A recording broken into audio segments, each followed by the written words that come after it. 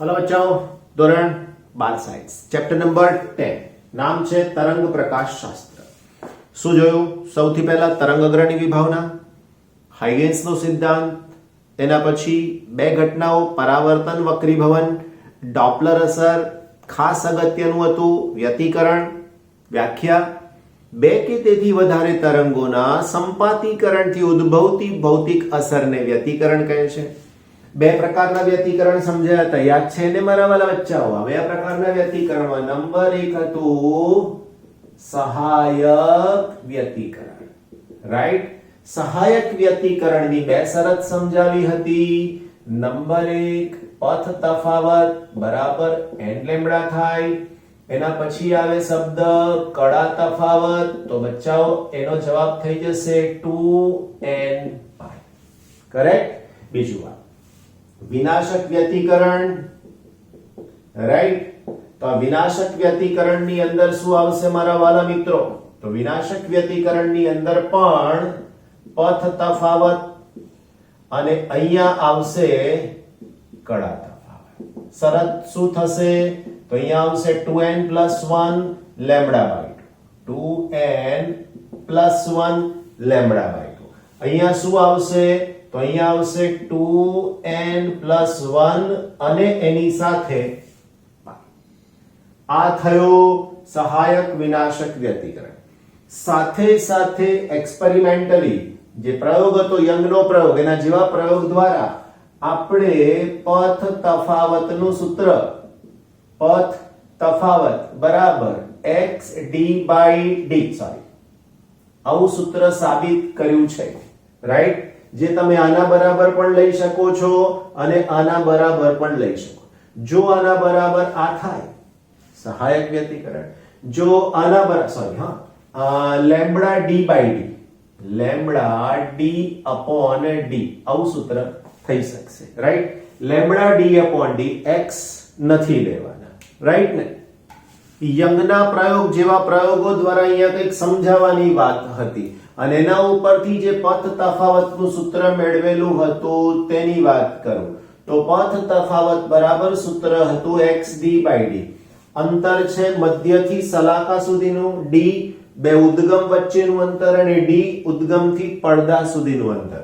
જો આકૃતિમાં સમજાવો તો આ બે ઉદ્ગમ થઈ ગયા s1 s2, અહીંયા પડદો, આ અહીંયા આવા તરંગો સંપાત થયા આના મધ્યથી આની સાથે।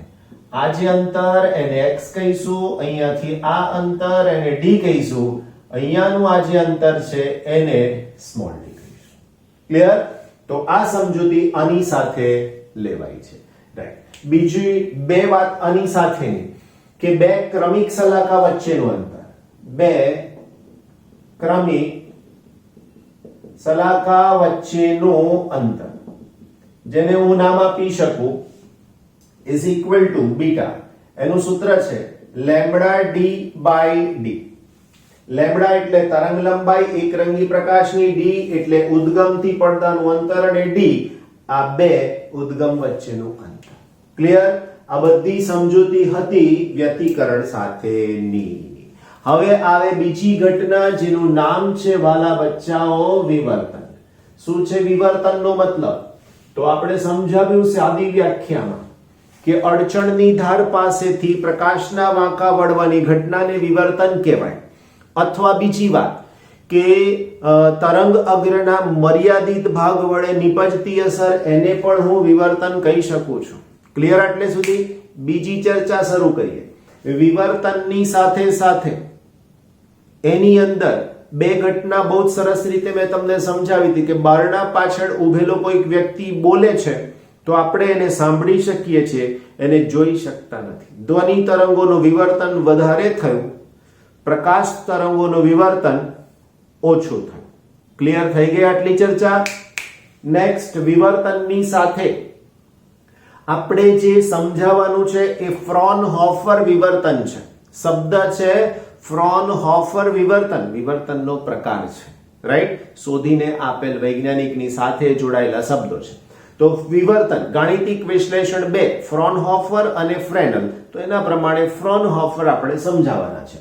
તો હવે આની સાથે એમાં ઓકે, બીજી એક વાત, અહીંયા જે સલાકાઓ મળશે એ આપણને આવી રીતની હશે,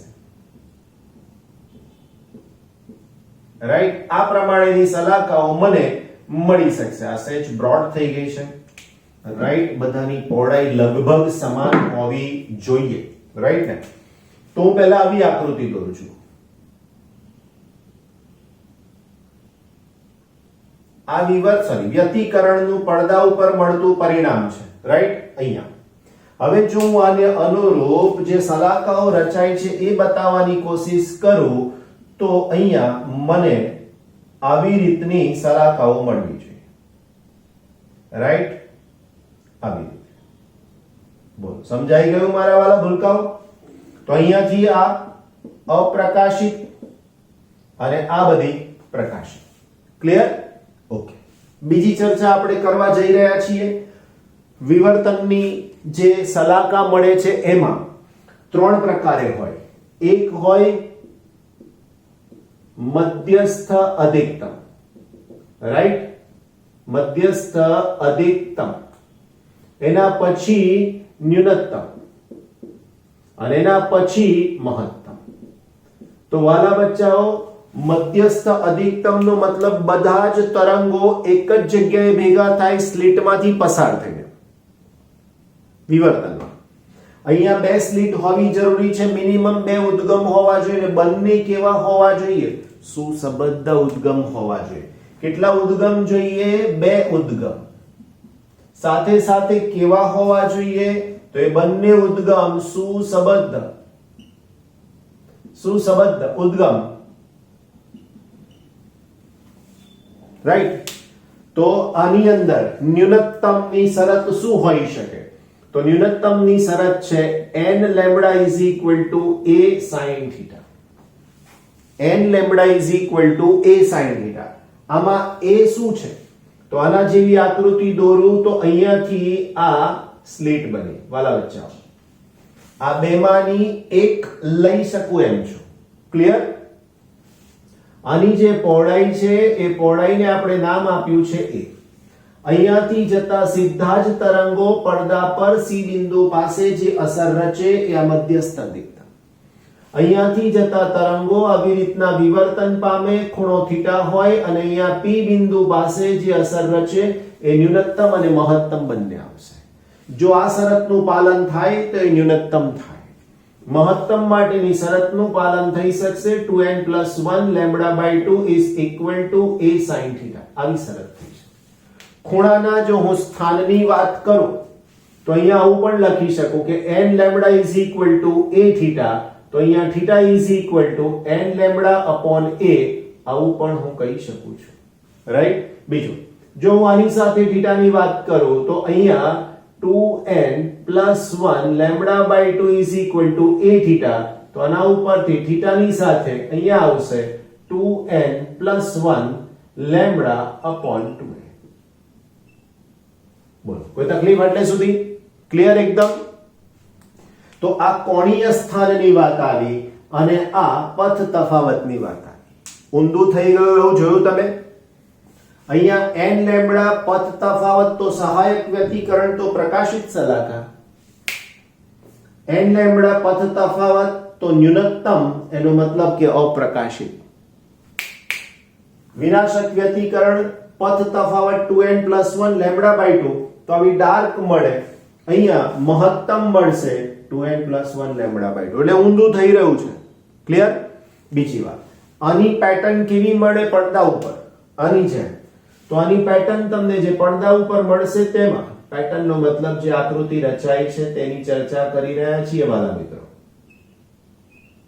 લાઈક ધીસ, આવી રીતના આ મધ્યસ્થ અધિકતમ હશે, એના પછી આ હશે પ્રથમ અધિકતમ, આ હશે દ્વિતીય અધિકતમ, અહીંયા અહીંયા અહીંયા અને અહીંયા. આ બધે જ શું આવવાનું? તો કે ન્યૂનતમ. આ બધે જ શું આવશે? ન્યૂનતમ આવશે. ક્લિયર? તો આ બધા ન્યૂનતમની જે શરતનું પાલન થાય છે એ આ છે, અને મહત્તમની શરતનું પાલન થાય છે તે આ છે. ક્લિયર એકદમ? બહુ સરસ. તો આ પ્રમાણે ઓકે. બીજી એક વાત, પડદા પર જે પેટર્ન દેખાય છે એ કેવી હોઈ શકે? તો તો પડદા પરની પેટર્ન અહીંયા અધિકતમ, એના પછી ન્યૂનતમ, એના પછી પાછું અધિકતમ, એના પછી પાછું ન્યૂનતમ, આવી રીતની પેટર્ન. આ મધ્યસ્થ અધિકતમ, એના પછી ન્યૂનતમ, એના પછી પાછું મહત્તમ, આવી રીતની પેટર્ન આની અંદર મળે છે. ક્લિયર? તો આ બધું અહીંયા મહત્તમ બને છે, આ બધા, અને અહીંયા આ બધા ન્યૂનતમ. That's it. કોઈ તકલીફ સમજવામાં ના જ હોવી જોઈએ.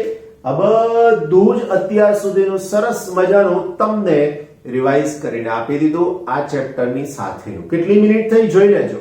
બસ આવું જ રિવિઝન થ્રો વાળું જો તમે કરતા રહો તો તમને કોઈ જ તકલીફ ના પડે. જોઈ લેજો 10 મિનિટ મેક્સિમમ થઈ હશે, એટલી એ નથી થઈ, હે ને? કે આટલું સમજ્યા પછી મેં બધું રિમૂવ કરી દીધું. ઘણા સમય જોઈ લીધો. સર કહે છે સાચું છે, 10 થી 11 મિનિટ વચ્ચેનો સમય થયો. સાચું ને? 11 થી થોડુંક વધારે થયું હશે, 5 કલાક તો નથી થયા ને. હું કહેવા એ માંગુ છું વાલા બચ્ચાઓ કે જે વસ્તુ 10 મિનિટમાં રિવાઇઝ થાય તો એ કરવી જોઈએ ને. કોન્ફિડન્સ લેવલ તમારું વધે છે. બરાબર? ઓકે વાલા બચ્ચાઓ, તો હવે જે વાત કરવા જઈ રહ્યા છે એમાં તફાવત આપવો છે, જેની અંદર સમજાવવું છે અહીંયા વ્યતિકરણ અને એની સામે વિવર્તન. રાઈટ? બે વસ્તુ વચ્ચેનો મને તફાવત આપવો છે. નંબર 1, પહેલું વ્યતિકરણ. બે સુસંબદ્ધ ઉદ્ગમોમાંથી ઉદ્ભવતા તરંગોના સંપાતીકરણને કારણે મળતી ઘટના છે વ્યતિકરણ. ક્લિયર? એક જ ઉદ્ગમમાંથી ઉદ્ભવતા સંખ્યાબંધ તરંગોના સંપાતીકરણને કારણે ઉદ્ભવતી ઘટના વિવર્તન છે. પ્રકાશના વાંકા વળવાની ઘટના એ વિવર્તન છે. તરંગગ્રના મર્યાદિત ભાગ વડે નિપજતી અસર એ વિવર્તન છે. બે સુસંબદ્ધ ઉદ્ગમ જરૂરી છે એવું અહીંયા લખી શકું છું. નંબર 2 માં એક જ ઉદ્ગમ જરૂરી છે જે સુસંબદ્ધ જ હોય. કોઈ એક જગ્યાએ એક જ વિદ્યાર્થી હોય અને કૂદકો મારે, લંબાઈ કેટલી મળે? તો કે મેક્સિમમ જ હોય, એનો હરીફ જ નથી. એના જેવું અહીંયા ઉદ્ગમ જ એક જોઈએ છે તો એ સુસંબદ્ધ જ હોય ને. ઓકે. નંબર 3, વ્યતિકરણમાં બધી જ સલાખાઓની પહોળાઈ સમાન હોય છે, એ ચાહે પ્રકાશિત હોય કે અપ્રકાશિત. વિવર્તનમાં મધ્યસ્થ અધિકતમની પહોળાઈ સૌથી વધારે, ત્યાર પછીના અધિકતમો મહત્તમો એટલે કે મહત્તમ અને ન્યૂનતમની પહોળાઈ ઘટતી જાય છે. ફરીથી એકવાર વિવર્તનમાં મધ્યસ્થ અધિકતમની પહોળાઈ સૌથી વધારે, ત્યાર પછીના મહત્તમો અને ક્રમિક ન્યૂનતમોની જે પહોળાઈ છે એ પ્રમાણમાં ઘટતી જાય છે. ક્લિયર? નંબર 4, ચોથી વાતમાં આપણે એવું કહેવા માંગીએ છીએ કે બધી જ પ્રકાશિત સલાખાઓની તીવ્રતા સમાન હોય છે. પહેલા પહોળાઈ આવી, અહીંયા તીવ્રતા છે શબ્દ. આની અંદર ચોથામાં મધ્યસ્થ અધિકતમની તીવ્રતા સૌથી વધારે અને જેમ ક્રમ વધતો જાય તેમ તીવ્રતા ઘટતી જાય છે. નંબર 5, વ્યતિકરણમાં બધી જ અપ્રકાશિત સલાખાઓની તીવ્રતા સમાન. વિવર્તનમાં શરૂઆતમાં મધ્યસ્થ અધિકતમ પછીના પ્રથમ ન્યૂનતમ દ્વિતીય એમ ક્રમ વધતો જાય એમ તીવ્રતા શેની? અપ્રકાશિત ભાગની પણ ઘટતી જાય. એટલે એકદમ ડાર્ક શરૂઆતમાં, પછી ધીમે ધીમે ધીમે ધીમે તે ઓછું થતું જાય છે. Like that. તો આવી બાબતો આની સાથે સંકળાયેલી હોય છે. ક્લિયર? કોઈ તકલીફ આની અંદર તફાવતમાં હોય તો પાછા જઈ સાંભળો અને આ મુદ્દા નોંધી લેવાના રહેશે. પરીક્ષાની અંદર આવો પ્રશ્ન પૂછાઈ શકે છે 2 માર્ક્સના લેવલનો. એટલે ખાસ યાદ રાખી લો. ઘણું બધું આવા ડિફરન્સથી છે ને યાદ રાખવું સહેલું થઈ જાય છે. એટલા માટે હું તમને ખાસ કહી રહ્યો છું. રાઈટ? વાલા બચ્ચાઓ, નેક્સ્ટ બાબતની જે ચર્ચા કરવા જઈ રહ્યા છે એની અંદર શું છે? તો રિચર્ડ ફીનમેન વૈજ્ઞાનિકનું નામ છે. રિચર્ડ ફીનમેન. તો રિચર્ડ ફીનમેન શું કહેવા માંગે છે? એમણે બહુ સરસ મંતવ્ય આપ્યું છે, તમને એનો ડિફરન્સ ખબર પડી જશે. આમ 4 વાર વાંચશો ને તો મજા નહીં આવે, હું કહી દઈશ એક જ વારમાં ખબર પડી જશે. સૌથી પહેલા ફેનમેન એવું કે છે, વૈજ્ઞાનિક છે હતા, તો એ એવું કહેવા માંગતા હતા કે વ્યતિકરણ અને વિવર્તનમાં આમ જોવા જાવ તો કોઈ ભેદ જ નથી. તમે એ ઘટનાને કઈ રીતે લઈ રહ્યા છો, જોઈ રહ્યા છો, સમજી રહ્યા છો, એના ઉપરથી તમે 2 નામ આપી શકો છો. જો તમે 2 જ ઉદ્ગમની સાથેની ચર્ચા કરતા હોય, એમાંથી જ આવતા તરંગોની ચર્ચા કરતા હોય તો એ વ્યતિકરણ છે. જો તમે એક જ ઉદ્ગમના તરંગોની સંપાતીકરણની ચર્ચા કરી રહ્યા છો તો એ વિવર્તન છે. બાકી સાહેબ વાંકા તો 2 જગ્યાએ તરંગો છે. તરંગો વાંકા વળવાની ઘટના તો વ્યતિકરણમાંય છે, વિવર્તનમાંય છે. સંપાતીકરણની ઘટના વ્યતિકરણમાંય છે, વિવર્તનમાંય છે. તમે લો છો શેને? એના ઉપર આધારિત વસ્તુ છે. 2 આલેખથી કંઈક નવી બાબત તમને સમજાવવા માંગુ છું. આ એક આલેખ દોરી રહ્યો છું વિવર્તનની આકૃતિની સાથે સંકળાયેલો. આવું ઘણી બધી જગ્યાએ આપણને જરૂર પડવાનું છે. આને નામ આપીશ મધ્યસ્થ અધિકતમ. આને કહેવાય પ્રથમ ન્યૂનતમ. આવું પ્રથમ ન્યૂનતમ અહીંયા પણ બને, પ્રથમ ન્યૂનતમ, રાઈટ? આ જે બને એને કહેવાય પ્રથમ મહત્તમ. આને પણ કહેવાય પ્રથમ મહત્તમ. બસ પછી આગળ જતા જાઓ. જેમ કે આ પ્રથમ ન્યૂનતમ તો આ થાય દ્વિતીય ન્યૂનતમ, આ થાય દ્વિતીય મહત્તમ. That's it. આ પ્રમાણે તમારો કાર્યક્રમ ચાલુ રહે. હવે આ જે સમજૂતી આપી એ ફિનમેનની વાત નથી. ફિનમેનનો કાર્યક્રમ સમજાવવાનું એક જ વાક્ય હતું, એ પૂરું થઈ ગયું. મેં કીધું એ બરાબર શાંતિથી સાંભળી લો, ના સમજાય તો પાછા જઈને ફરીથી જોઈ લો. આ પાછા જઈને ફરીથી જોવાનું એટલા માટે સૂચન કરું છું વાલા બાળકો કે તમારી ક્યુરિયોસિટી અંદરથી દેખાય. હું 4 વાર બોલવા તૈયાર છું, પણ તમારી ક્યુરિયોસિટી, તમને નથી સમજાયું, તમારું માઇન્ડ તમને એવું કહે છે કે ફરીથી સાંભળો એટલા માટે, રાઈટ? બાકી એક વારમાં પણ સમજાઈ જાય એવું છે. હવે આ જે પહોળાઈ છે એનો આધાર શેની ઉપર છે? એટલે કે વિવર્તનનો આધાર શેની ઉપર છે? તો કે આ વિવર્તનનો આધાર λ/d ગુણોત્તર પર છે. સમજી λ/d ના ગુણોત્તર પર આ આખી ઘટનાનો આધાર છે એવું આપણે કહી શકીએ. જેમ λ/d વધારે એમ વિવર્તન વધારે. હવે λ/d માં λ એટલે તરંગ લંબાઈ અને d નો મતલબ સ્લિટની પહોળાઈ. d નો મતલબ આ સ્લિટની પહોળાઈ. હવે એ d ની જગ્યાએ હું સુધારો કરી અને a લખી દઉં છું. કેમ? તો કે આપણે આવી એક જ સ્લિટ ઉપયોગમાં લઈ રહ્યા છીએ, રાઈટ? હવે આ સ્લિટની પહોળાઈને હું a કહી શકીશ. હવે જો આવી જ હું બીજી સ્લિટ વિચારું છું, રાઈટ? આવી જ હું બીજી સ્લિટ વિચારું છું તો જોઈ શકાય છે કે અહીંયા સ્લિટની પહોળાઈ વધારે છે તો વિવર્તન ઓછું થશે. અહીંયા સ્લિટની પહોળાઈ ઓછી છે તો વિવર્તન વધારે થશે. વિવર્તનનો મતલબ ફેલાવ. અહીંથી આ દૂર મળશે શેમાં? આની અંદર. આ સીધો પ્રકાશ તો અહીંથી આમ વધારે મળશે. કરેક્ટ? ઓકે. આની સાથે સંકળાયેલી બીજી વાત તમને કહેવા જઈ રહ્યો છું, બહુ જ અગત્યની વાત છે. આ જ આલેખની અંદર હું તમને વ્યતિકરણ અને વિવર્તન બંને સમજાવવા માંગુ છું. ફરીથી એકવાર, આ જ આલેખની અંદર હું તમને વ્યતિકરણ અને વિવર્તન બંને સમજાવવા માંગુ છું, રાઈટ? તકલીફ ના જ પડવી જોઈએ તમને. કેમ? સમજાવવા જઈ રહ્યો છું. સમજતા પહેલા તકલીફ હોય, સમજાયા પછી નહીં. આ જે છે એ વિવર્તન ભાત છે. આની અંદર વ્યતિકરણ ભાત રચાવા જઈ રહ્યા છીએ. સમજી લેજો વાલા બાળકો, આ વિવર્તનની અંદર શું બતાવી રહ્યા છીએ? તો આ વિવર્તનની અંદર થઈ રહ્યું છે વ્યતિકરણ, રાઈટ? સમજજો, રાઈટ? આ બહારનું એન્વલપ છે એ શેનું પરિણામ છે? વિવર્તન. આ અંદરની સલાકાઓ છે એ શેનું પરિણામ છે? તો કે આવા બે ઉદ્ગમ હોય મારી પાસે, સમજો આ એક ઉદ્ગમ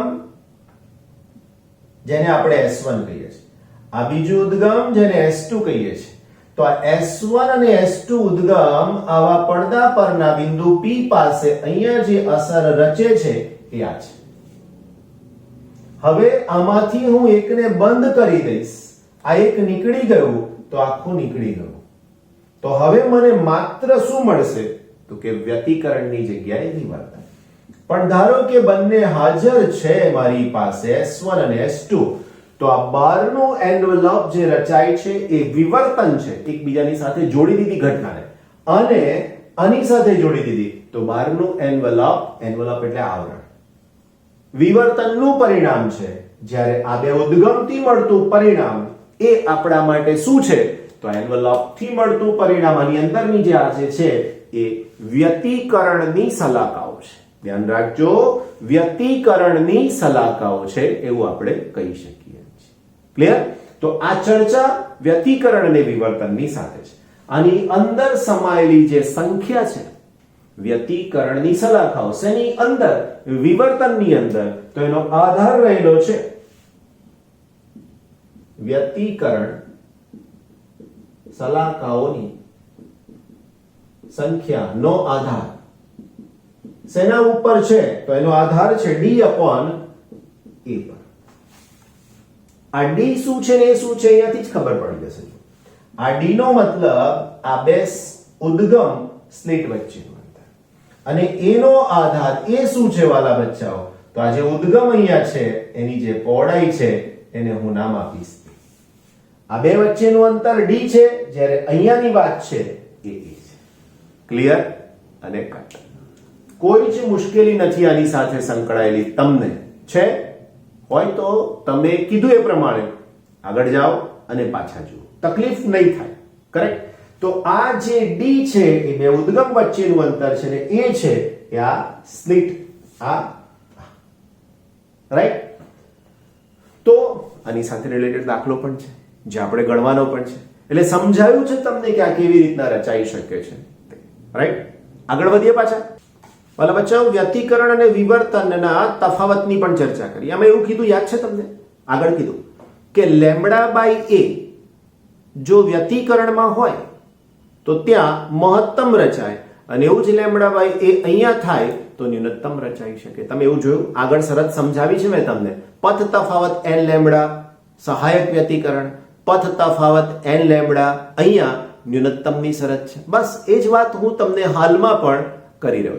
આવું બધું અલગ તમારી ટેક્સ્ટ બુકમાં ને રેફરન્સ બુકમાં સરસ સમજાવીને આપેલું છે. લિંક છે ત્યાં આગળ. અહીંયા પણ એવી જ રીતે મેં તમને સમજાવવાની કોશિશ કરી છે. હવેનો પ્રશ્ન આપણી પાસે છે જેમાં મારે શોધવું છે મધ્યસ્થ અધિકતમની પહોળાઈ. રાઈટ? ધ્યાન રાખજો. વિવર્તનમાં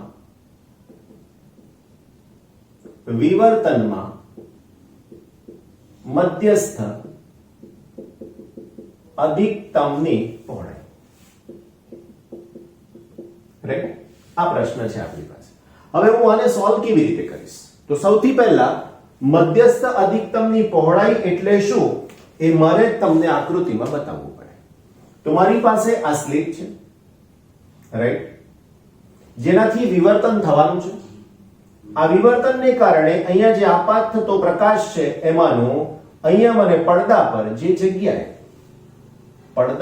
મને જે જગ્યાએ પરિણામ મળી રહ્યું છે તેમાં અહીંયાથી આના અંતરની હું વાત કરી રહ્યો છું. રાઈટ? આ જે ખૂણો છે આની સાથેનો એ સપોઝ થીટા છે. રાઈટ? હવે આકૃતિની અંદર આ ન્યૂનતમ છે અને આ મહત્તમ રચાય છે આવી રીતે. કરેક્ટ? તો અહીંયા તમારે સમજવું પડે કે આ જે થયું એ મધ્યસ્થ અધિકતમની પહોળાઈ થઈ, જેને રેખીય પહોળાઈ કહી શકીએ. તો અહીંયા લખી શકું મધ્યસ્થ અધિકતમની પહોળાઈ એ પ્રથમ ક્રમના બે ન્યૂનતમ વચ્ચેનું અંતર છે. Okay, clear? પ્રથમ ક્રમના બે ન્યૂનતમ વચ્ચેનું અંતર છે જેને કહેવાય મધ્યસ્થ અધિકતમની પહોળાઈ. કરેક્ટ? હવે મારે મેળવવાના છે. કેવી રીતે પોસિબલ છે એ આપણે સમજાવવાનું છે. ઓકે, મધ્યસ્થ અધિકતમથી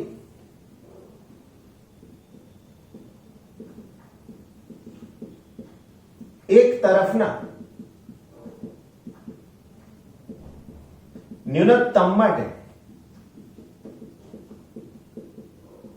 કોણીય સ્થાન theta is equal to lambda ના છેદમાં a. આવું ઓલરેડી આપણે સાબિત કરી ચૂક્યા છીએ.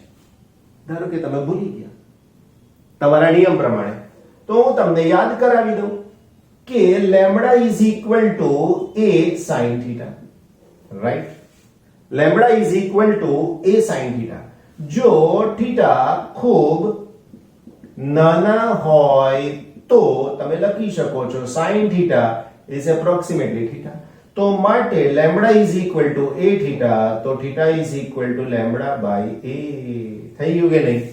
નહીં ગોખવાનું નહીં, આને સમજી લેવાનું, પછી આ યાદ રહી જાય છે. રાઈટ? ઓકે, હવે આ એક બાજુએ તમને એવું મળ્યું, આવું બીજી બાજુએ તમે લઈ શકો. તો અહીંયા જે મધ્યસ્થ અધિકતમની એક તરફ તો લખી શકો છો માટે મધ્યસ્થ અધિકતમની કોણીય પહોળાઈ. રાઈટ? તો મધ્યસ્થ અધિકતમની કોણીય પહોળાઈ હું લખું થીટાના સંદર્ભમાં 2 થીટા ઇઝ ઇક્વલ ટુ લખી શકાય ચાપના છેદમાં ત્રિજ્યા. વાલા બચ્ચાઓ, મારી પાસે ચાપ એટલે આખું અંતર થઈ ગયું જેને હું લખીશ બીટા 0. ઉદ્ગમ થી પડદા સુધીનું અંતર જેને હું નામ આપીશ કેપિટલ ડી. તો હવે આના ઉપરથી મને મળશે બીટા 0 ઇઝ ઇક્વલ ટુ આની સાથે તો 2 થીટા અને ડી. થીટા તો છે વાલા બચ્ચા તમારી પાસે, તો આના ઉપરથી બીટા 0 નું સૂત્ર થઈ ગયું કે 2 રાઈટ લેમ્બડા ઇન્ટુ ડી ના છેદમાં a. વાલા બચ્ચાઓ, આ કામ આપણા માટે શેનું મળ્યું? તો આ કામ આની પહોળાઈ મળી ખૂણાના સંદર્ભમાં. ખ્યાલ આવ્યો છે? હવે મારે આના પછી આવતા જે પ્રથમ દ્વિતીય તૃતીય છે એ બધા માટે મેળવવું હોય તો શું થાય? અહીંયાથી આમ આગળ જવું છે, અહીંયાથી આમ આગળ જવું છે, તો શું થાય? તો હું લખી શકું ગૌણ અધિકતમની પહોળાઈ. ગૌણ અધિકતમની પહોળાઈ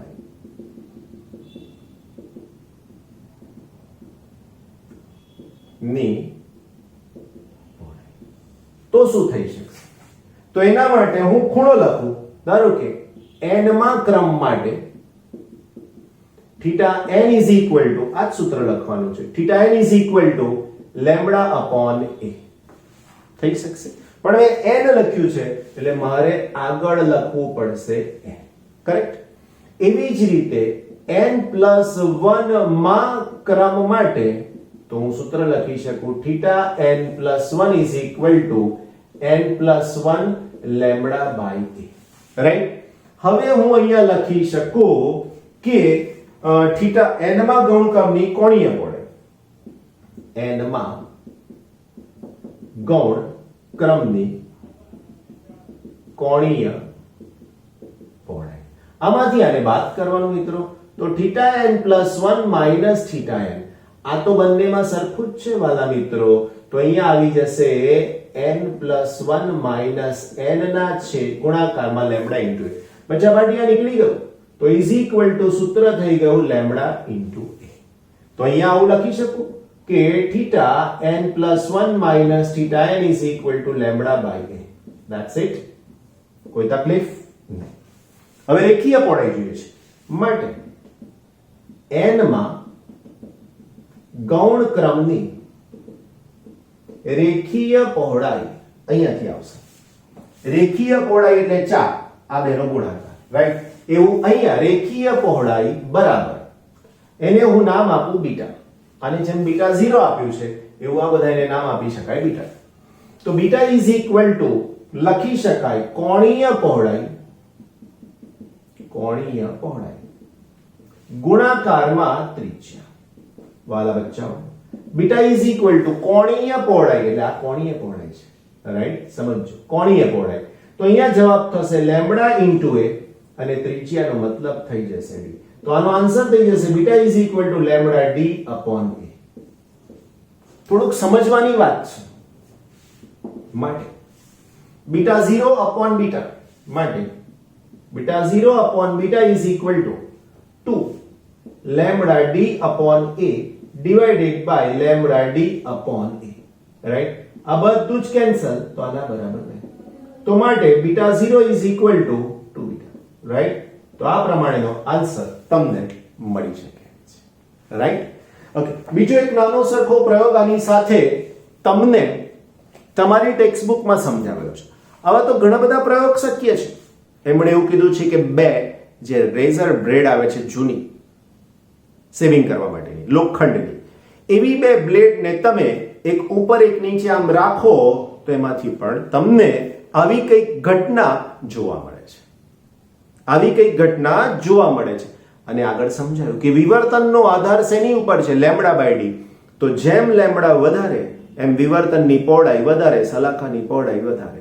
જેમ લેમ્બડા ઓછા એમ વિવર્તનની પહોળાઈ ઓછી, એનો મતલબ કે અધિકતમની પહોળાઈ ઘટશે. Like that. તો આવી સમજૂતી આની અંદર આવે છે.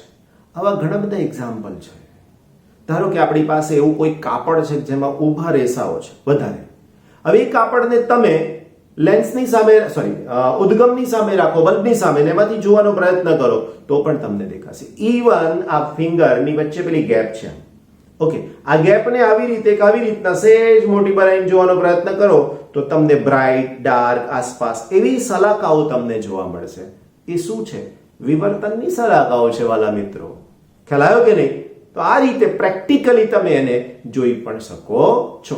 બહુ ઇમ્પોર્ટન્ટ એ વસ્તુ નથી, પણ એ જોઈ શકવાની વાત છે એટલે તમે એને હેન્ડલ કરો. બીજું, બ્લેડ બહુ શાર્પ હોય છે, પાછા એનાથી પ્રયોગ કરવા જાવ, આમ ને આમ ગોઠવતા જાવ, કંઈક વાગી ના જાય એનું ધ્યાન રાખવાનું. ઘણા પ્રયોગ કરવાની બહુ ઈચ્છા થઈ જાય, બહુ સારી વાત છે, કરવો જ જોઈએ, પણ કાળજીપૂર્વક, રાઈટ?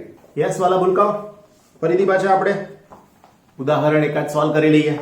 ઉદાહરણ નંબર 10.5 શું કહેવા માંગે છે કે ઉદાહરણ 10.3 માં દરેક સ્લિટની પહોળાઈ કેટલી હોવી જોઈએ કે જેથી એક સ્લિટની ભાતમાં મધ્યસ્થ અધિકતમમાં બે સ્લિટ ભાતના 10 મહત્તમ આવે. મતલબ તમને ખ્યાલ આવ્યો શું કહેવા માંગુ છું તે?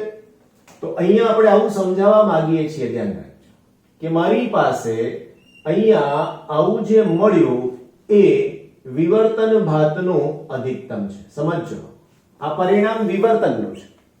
આની અંદર મને 10 સલાખાઓ જોઈએ છે એવું કીધું. જો બે સ્લિટ ભાતના 10 મહત્તમ આવે. કેટલા મહત્તમ જોઈએ છે? 10, 5, 5 આવી રીતે. એટલે એક જ દાખલામાં બે ઘટનાનો સાથે ઉપયોગ આવી રહ્યો છે.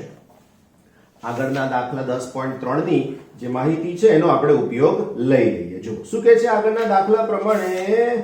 યસ સર, ક્યાં છે? 10.3 પેજ નંબર 366 પર છે. શું કહેવા માંગે છે કે બે સ્લિટ વચ્ચેનું અંતર 1 મિલીમીટર. બાળકો, સ્લિટ વચ્ચેનું અંતર એટલે d કહીશ 1 મિલીમીટર નો મતલબ 10⁻³ મીટર, રાઈટ? પડદો 1 મીટર દૂર રાખવામાં આવે છે વાલા બચ્ચાઓ. d is equal to 1 metre. 500 nanometre તરંગ લંબાઈનો બ્લુ ગ્રીન પ્રકાશ, બ્લુ ગ્રીન લખ્યું છે ને? Yes, blue green. 500 નેનોમીટર, 500 ગુણાકારમાં 10⁻10. ઓકે, નેનોમીટર કીધું છે? Yes, nano. તો નેનો આવે એટલે 10⁹, રાઈટ? ઓકે, હવે જે શરતનો ઉપયોગ કરવા માંગીએ છીએ તે કઈ શરત હોવી જોઈએ? તો વ્યતિકરણ વિવર્તન. તો સૌથી પહેલા હું લખી શકું વ્યતિકરણની ઘટનામાં, વ્યતિકરણની ઘટના માટે nમી સલાખાનું, nમી સલાખાનું મધ્યબિંદુથી, પડદાના મધ્યબિંદુથી અંતર,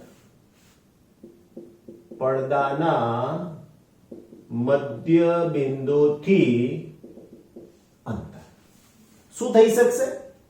તો હું લખી શકું કે xn is equal to n lambda d ના છેદમાં d, રાઈટ? આપણી પાસે આવું સૂત્ર છે, xn is equal to n lambda d upon d. Clear? સમીકરણ નંબર 1. અહીં d is greater than xn છે. ખબર પણ છે કેવી રીતના છે, તમને સમજાવી દઉં એના માટે.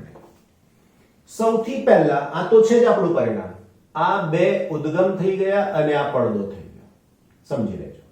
આ ઉદ્ગમથી આ પડદાનું અંતર મીટરના ક્રમનું છે, રાઈટ? જ્યારે આ અંતર અહીંયા મિલીમીટરના ક્રમનું છે. આ મિલીમીટર એટલે મારા માટે x થઈ ગયો અને આ મીટર એટલે મારા માટે d થઈ ગયું. સમજી શકો એમ છો, બરાબર? હવે જો આ શરતનો ઉપયોગ અહીંયા કરું તો આ જે ખૂણો છે કેટલો થઈ શકશે? આ થીટા, રાઈટ? તો હવે લખી શકીએ કોણીય સ્થાન theta n is equal to ચાપના છેદમાં ત્રિજ્યા. હવે ચાપના છેદમાં ત્રિજ્યા એનો મતલબ xn ના છેદમાં d.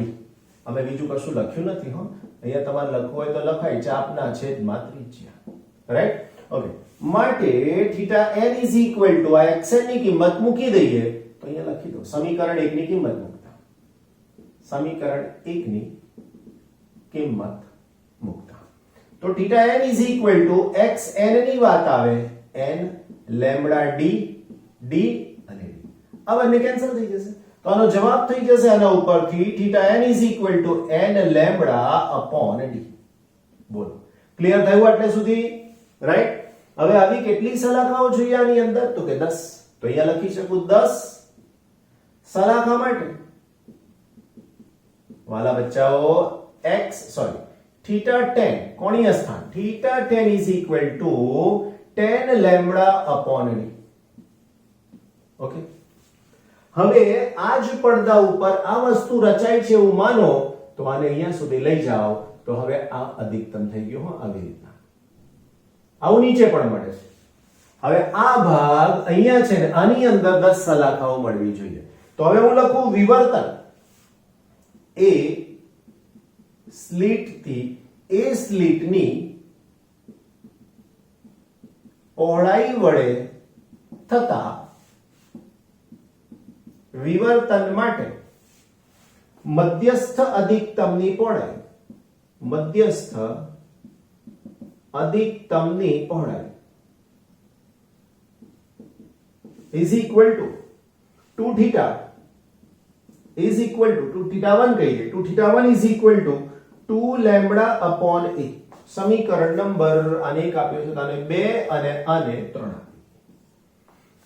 ખબર પડવી જોઈએ કે આ ખૂણો થીટા છે, આ ખૂણો પણ થીટા થાય, આ આખો ખૂણો 2 થીટા થયો, રાઈટ? અને 1 કહી દીધું છે આની જેમ, બરાબર?